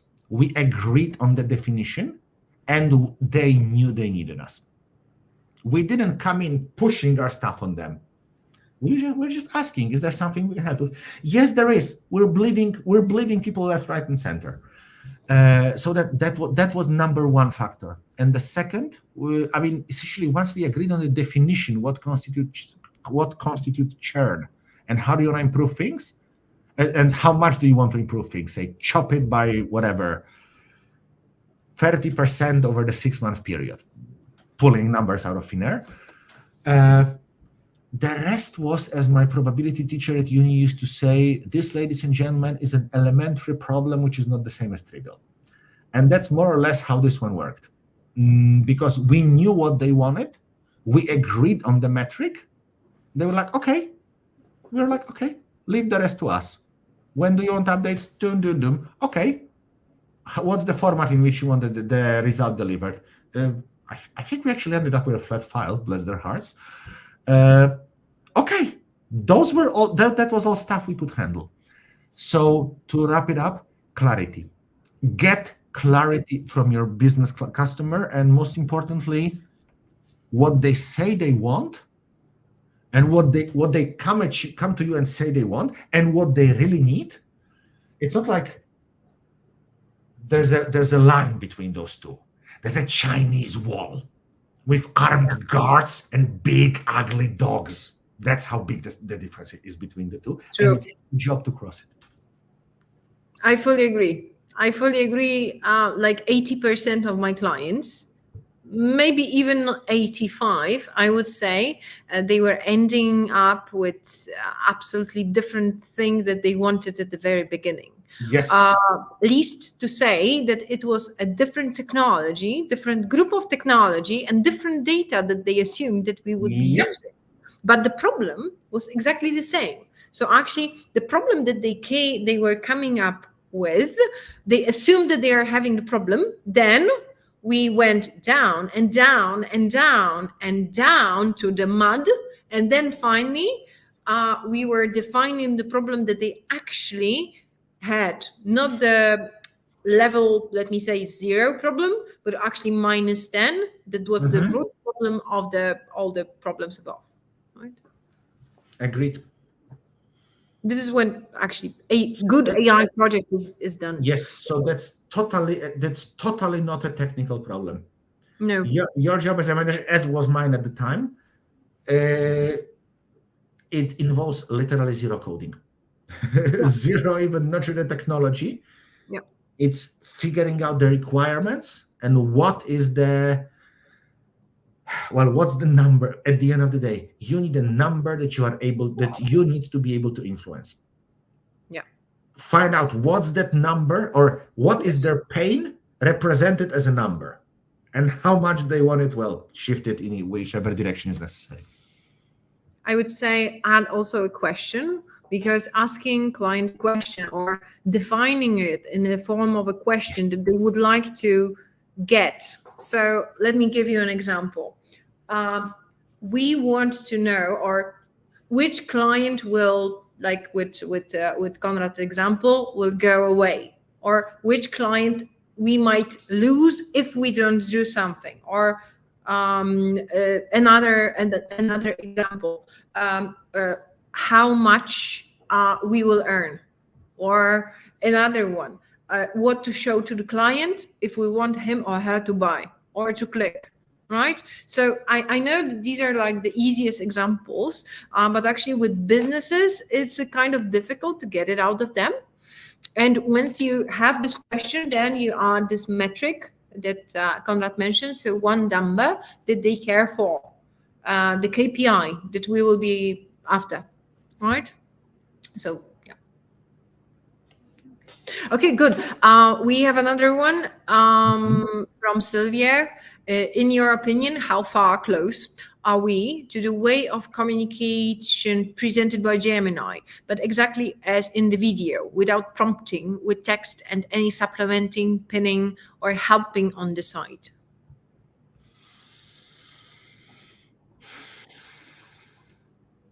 I hate to make predictions on that topic. My first humble pie was in 2009, when I was absolutely certain that like within 12 months, Greece would be out of the Eurozone. Good thing I didn't actually bet any money on it. Listen, as it transpired later, they were actually secretly preparing to print the drachma. So the Greek government at the time was thinking in that direction. But with that caveat, a year, I think the only real blocker, I think, is computational, because it's about communicating with video. If you skip the video part, all the Lego blocks are there. Really understanding visual image understanding, it's probably the simplest multimodal thing. Yes. And we have there's a bunch of models floating around for that. There is Lava, which if you have things like describe this image, etc., it's top notch. There's the what's it called, the blah, blah, blah, mini GPT-4, whose authors I absolutely hate for how they structured the repo. But once you suffer through the part of making it work, it does a good job. So that's working. The other direction, images from text, we have as well. So multimodality between text and vision, we have it. We have it. What I think is the challenge is figuring out efficient way to have what they call the mixture of experts architecture, where you effectively have a specialized model for each modality, one for text, one for video, image, sound, yada, yada, and how to make sure they communicate with each other fast. It's the speed that's crucial, because if you don't care about speed, I could probably do it tomorrow. But making sure it happens at the latency people are used to, now that's where heavyweight world-class engineering starts, of which I am not capable. But where was it? When was it? Friday? Mistral dropped a model, a mixture of experts, that seems to be going to the direction of what Gemini claimed to be doing. It's a much smaller model. It was reasonably open, and plus 20 for being cool, because their idea of a release was dropping a torrent link on Twitter. They actually put out a document with specifying the model, I think 3 days later, like this morning or something. So I would say a year, and that's probably an overkill. I'm fairly certain someone is working on it right now, especially now that Google has a giant egg on their face.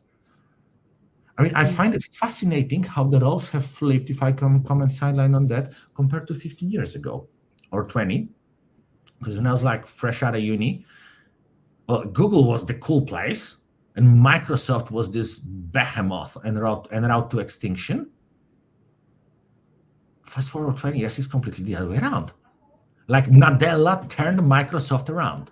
He turned it from this, well, obese mammoth thingy it was under Ballmer and this creep Gates, to actually lean, mean company that's doing some awesome stuff. In the meantime, Google is like headed to the dustbin of history, which is, it's like, I can't argue the facts. Come on, Konrad, they're struggling a bit and catching up, but I wouldn't say that they're very far behind. Really? Come on. Really? When was the last time they released something as impactful as Llama or ChatGPT? I'm listening. The last one? Mm-hmm. I'll tell you what it was. Bard Sorry? wasn't bad. Oh, Bard wasn't bad. We're not talking about being first. Look at what is going on with AWS, right? Yeah. They are in a problem. They have a problem right now. So they're making so much money out of the cloud computing. I don't think they particularly care, to be honest. Come on, they're number one. Azure is number 2. Google is number 3. So they are not at the top. Come on, you're saying like the first 3, they are not at the top. They are at the top, and they have, like, in my opinion, great teams right now at hand. It means like it's just a matter of what they do with it. I still like.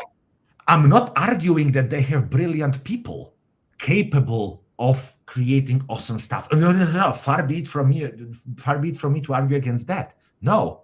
But there clearly is something rotten in the state of Denmark. Seriously, there is. The last time they seriously made waves was 2016. AlphaGo. That was it. 2017. Do you think that AlphaGo was so disturbing the market? For me, it was just a game. No, but oh my goodness, I'm struggling to do a glass half full to say something else about Google. No, the fact that I have to go back so far, that's a problem. I mean, come on. Chat, Bard. I mean, please. Bard is not bad. It's not bad. And actually, compared like to Llama and ChatGPT, Palm 2 is not bad. Yes, actually, they made the first in the world, the trained and fine-tuned large, like seriously large, huge model. Mazel tov. We'll put it on their headstone. God, we'll Seriously. see. Seriously. Come on. Text, Bard. ChatGPT, Llama. Like, talk to anyone. Yeah, there's ChatGPT, there's Llama. Oh yeah, and there's Bard. Bard is in the oh yeah, and there's also category. That's the best case. Image, they are irrelevant. Imagen never even became publicly available. Yeah, that's true. Waiting list. This is a joke. I was voting for that. I was betting on it. I stopped betting after the Greece thing. There is that. What? Whisper? I mean, as in automatic speech recognition, etc. There's Whisper. There's the multimodal capabilities in ChatGPT or GPT-4, whatever. I mean, I'm losing track of the abbreviations, variants, and whatnot. Nope, Google is irrelevant there. Video, maybe? Nothing. They occasionally drop papers, but this is 2023. If your paper doesn't have is on. Like the game is on, and I strongly believe that whoever will win first needs to have a lot of data. And for that, you can't beat Google. You just can't. Just can't. The second Well, element. you can steal Google's data. Google has been stealing people's data, and now people are stealing from Google, which I personally find as I personally consider that a very entertaining case of karmic justice. No, but still, they have data. From the point of view of data science, they need to have money, right? And they need to have storage. So two things that they do have. They need to have brilliant minds. They do have it. They are not bad, like worse than others, right? And they do need a couple of ideas. Maybe it will come. So I would not say that they are in a position when they can't catch up. It's just a matter of what they will come up with, right? Maybe they will focus on, I don't know, quantum. Maybe they will try to create their own version of metaverse. Maybe they will focus on strongly. We don't have enough cringe online. I know, AlphaFold. A what? AlphaFold was not bad. I try to defend Google now. I'm sorry, you said something about metaverse, and the Mark Zuckerberg's avatar appeared in my mind, and then my brain went to a happy place. The only thing more creepy than his avatar was the double amount of creepy for the same amount of money when he was talking to the man who I think should establish an insomnia treatment clinic, namely Lex Fridman. Yeah. I mean, it's kind of amazing. I mean, I low-key admire the guy, because he takes boredom and egocentrism to a level of an art. I mean, I low-key admire that, the consistency, because he's consistently horrible. He's consistently boring and concentrated on himself. I mean, say what you want. Konrad, they are making history. However you want to call it. It's called it Pol Pot. But come on, like you're probably talking to business, and guys in front of your screens, smartphones or computers who are like listening to us and to our blabbling.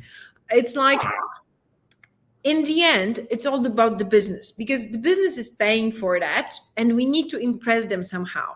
And majority of questions that we received on chat was how to convince business, what to do with them, how to encourage them to use AI solutions, right? And how to do it more efficiently, how to convince them. I have a comment on that. To be honest, using this kind of metaverses and avatars, maybe it's a bit of old school, but still it gives this perception and this belief to the business what can be done, right? So I would not say, guys, that it's like the old school and it's not worth mentioning even to business. Business reacts to this stuff. You need to show them first. And then to convince them that it's kind of working, right? So I would say yes, but with a pinch of salt. Take whatever we are saying and we are criticizing, because still at the end of the day, you'll need to go back to your businesses and convince the business that it's working, and actually showing this kind of examples, showing the metaverse or showing even BART or whichever technology that you might choose might influence them. I agree with you. I agree with 99% of what you said, with one exception, using Google as an example. Because personally, I seriously think this is where the core of Google's problem is. Their product strategy is an abomination, assuming they even have one. I agree. They have the compute, they have the talent, they have the storage, they have the data. Their product strategy is like, good gracious, I'll drink 7 beers, sleep for 3 hours, and then you wake me up and I will come up with a better product strategy than what Google has. They start with things, they announce BART to all and sundry. Oh, by the way, right now there's nothing, there's only a waiting list. And it's not in the EU either. That's how it went. Oh, there's Gemini. And then they get caught with an egg on their face. Like, no, you want your product to be successful. I have one advice. Don't be like Google. Don't be like Google. Guys, That's all I can I say. will strongly disagree, and I will say if you build something like Google, I will congratulate you. So if you have Build, this kind of build and build or deploy. like Google, don't hesitate twice, even though Konrad is saying that they are very, very rotten. Seriously, there's good money in it, and it's worth building again. There's only one way to find out. Yeah, but seriously speaking, when we are talking about the, let me say, maybe potential failures or weaknesses of those large companies, there are many. So, which gives us a lot of opportunity for us to build our own products, to still believe that there is space for new companies, and definitely the market is not set yet. It's not distributed between large companies yet. So at least I want to believe so. And I think that this is maybe one of the last moments to jump into AI world and make it something for yourself. Make a space, make a couple of your dreams come true. Because this is like, I use this metaphor of genie from the bottle. And Konrad has said genie is out of the bottle. Yes, we agree on that. So actually use the genie for your business at work, for your business in your own company, for your business if you want to build a new startup. Because again, there is a lot of money on the market in AI. And actually companies like Google and others, they are buying, and they will buy even more because they are waiting for smart technologies to be built by someone else, by smart teams, to acquire them, because it's kind of easier than to build it on your own, right? So I would say that if you are still hesitant about entering the AI world, I would say don't hesitate. This is the last moment to be very comfortable here. Because in a couple of months, maybe a year or two, this place will be extremely crowded. So there is no point, because again, genie is out of the bottle, so you'll have to jump into the on this train whether you want or not. It's a matter of whether you will be sitting or standing, or there will be no place for the person at all, right? Or on the roof. Or on the roof, as you occasionally see, let's just say, on videos from places with better weather than Netherlands, which is not a high market class, admittedly. Yeah. So yes, we used like almost 2 hours to discuss this. Nice when you're having fun. Absolutely, Konrad, it was lovely. I'm not sure if we have any other questions. Yes, we do one more, so we'll answer the last one. Let's do. Also from Martha, what measures are in place to monitor and evaluate the performance of AI systems post-implementation? Okay. All over the place, universally agreed upon? Zero, none, nada, zip. What measures should be there? Plenty. Because primarily there's a bunch of manners in which things can go wrong. I mean, simplest example, very easy to formulate, and blimey, is it difficult to evaluate in practice. Namely, everybody knows LLMs hallucinate. Yeah? I mean, I advise everyone, you wanna check hallucinations, go to ChatGPT, Bard, Perplexity, whatever, and type who is, and then your name. They changed it. Meaning? They changed it. Actually, right now we have checked it with students, with managers last time. They will either give you the answer that I'm sorry, I'm not supposed to give you any personal information about people who are, let me say, not mentioned in Wikipedia. And the second option that you get is if you have OpenAI solution that is connected to 4. So it's connected to Bing, and it will check in Bing, and it will return. That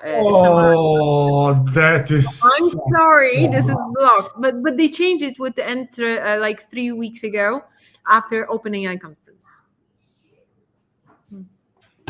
That's horrible. That's horrible. Excuse me for one.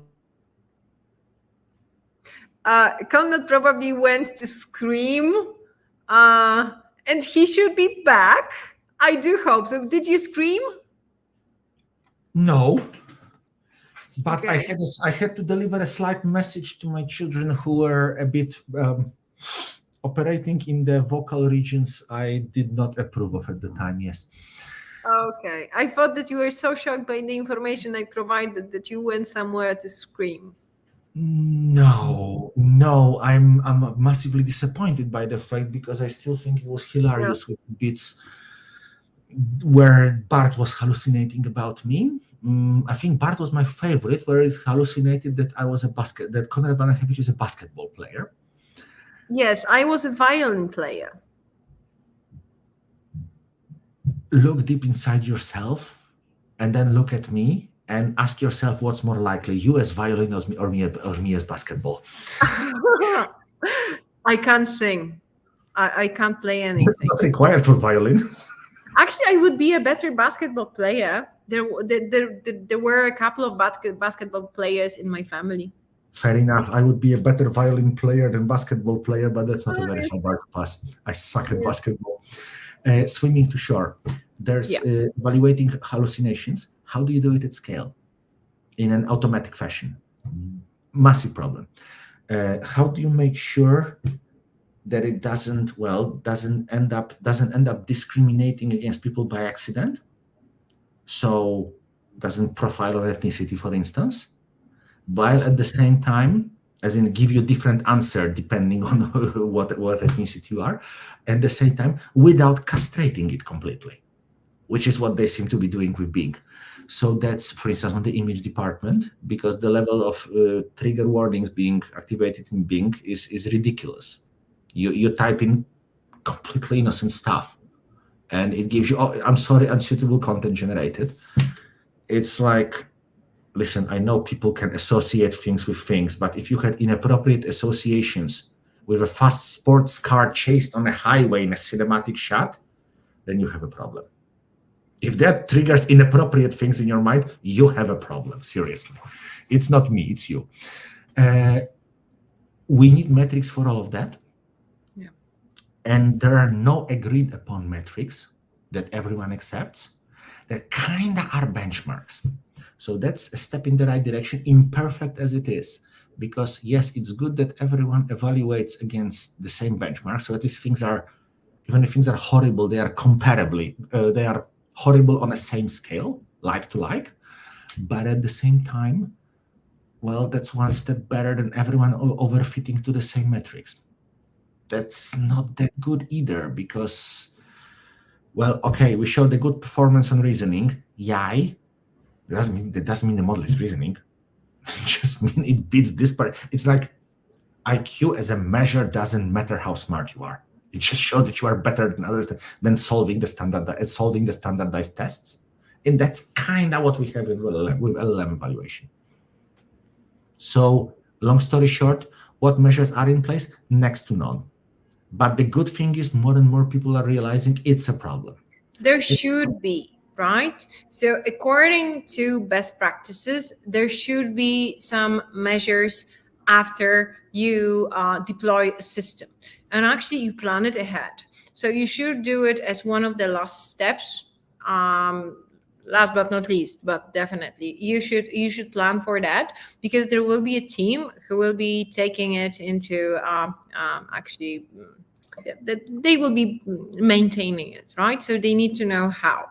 So there are like certain levels of metrics that should, and also we have metrics, and we have metrics for how the system works. We have certain levels. One level is a data science level. So you need to know how good the model is, right? And you have data science metrics. Then there is like a group of metrics. We cover it actually during the course, that you have project level metrics. They are not data science model oriented metrics, but they tell you whether the system works, whether it's useful for the user, whether it does it. All the functions are operational. It's like SLA. So it tells you whether the project delivered what it was expected to. right? And there is like a long list of metrics that you can apply also after the implementation. And last but not least, you have evaluation metrics on the business level. So strategic metrics, whether it was worth doing the project or not, because the data science metric nor the project metric will tell you that.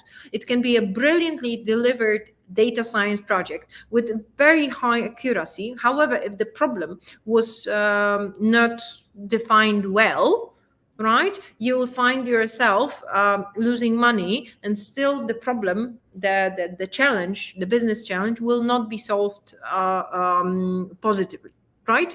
So it's like you have three levels that first you set during the project, and then you measure afterwards. And of course, you need to have people who will be doing that.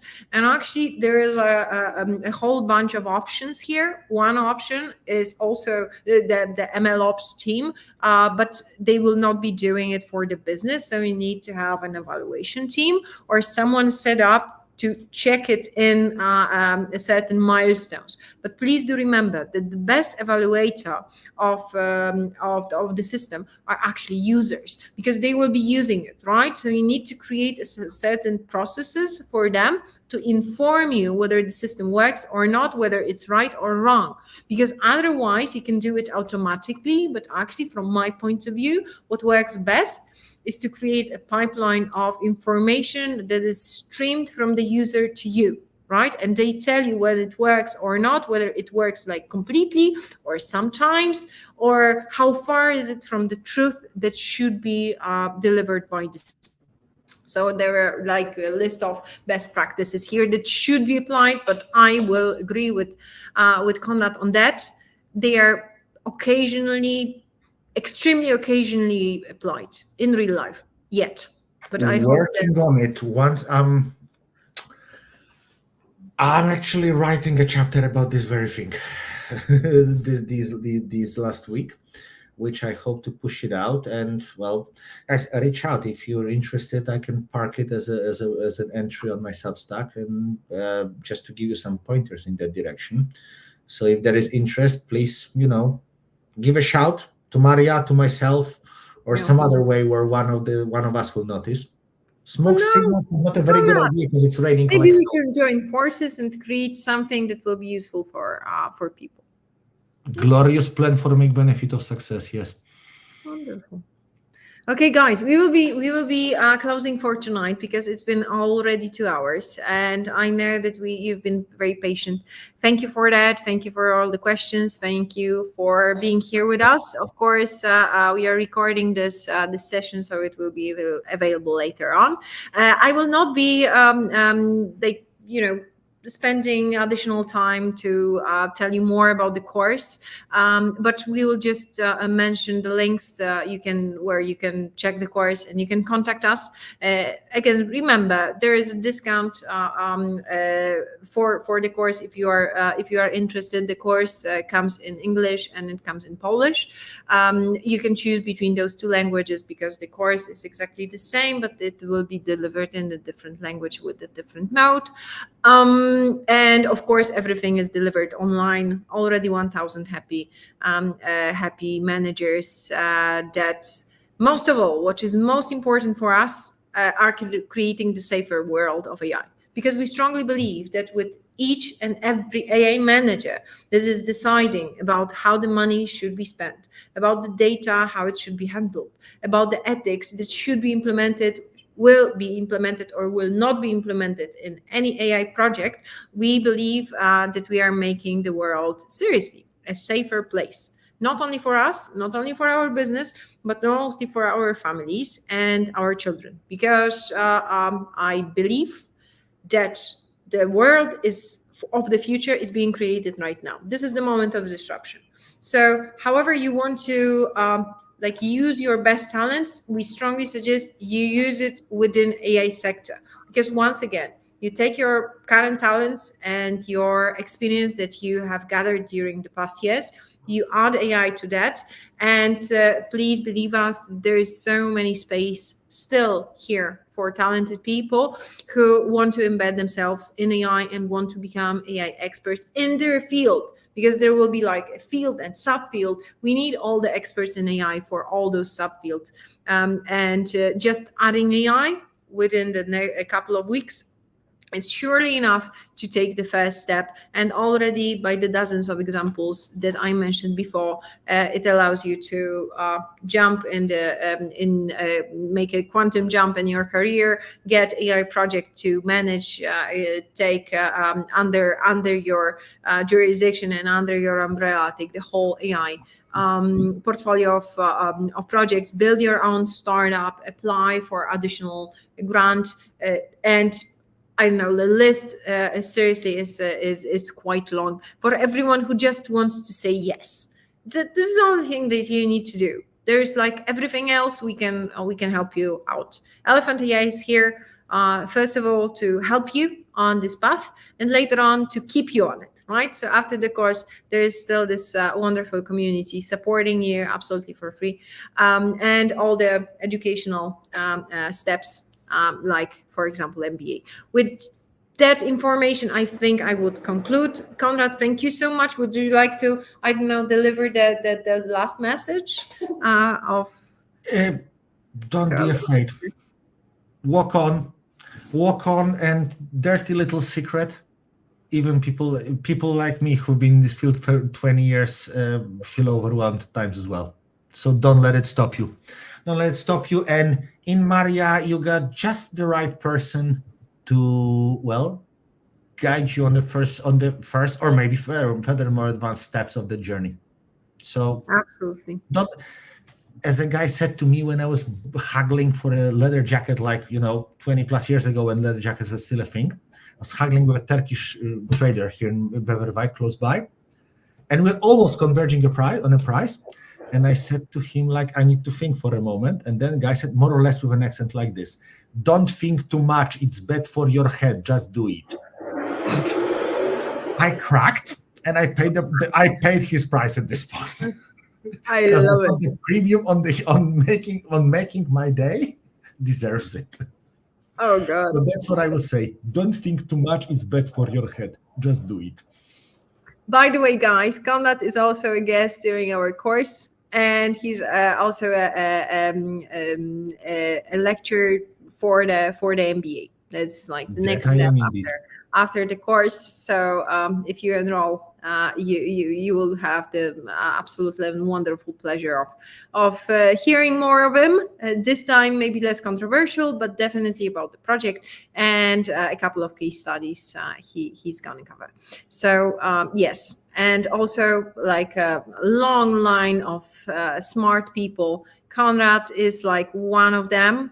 However, let me say one of absolute favorites, because you can see like this is a perfect combination of a person that is knowledgeable, has this perspective towards what's happening, has his own opinion, and he's not afraid to share it. So we do hope that tonight was educational, a bit fun, a bit controversial, and we'll leave you with it's the glasses. They make me look smarter. With a couple of food for thought for later. So once again, do connect with us if you want. It will be an absolute pleasure. Connect with me, connect with Konrad Banachewicz. Once again, I'm repeating his name, and contact us if you are interested in the course or whatever we do. We would love to welcome all of you here. And for tonight, I will say good night, have a great evening, and we do hope to see you very, very soon on another occasion. Thank you. Thanks, everyone. Good night.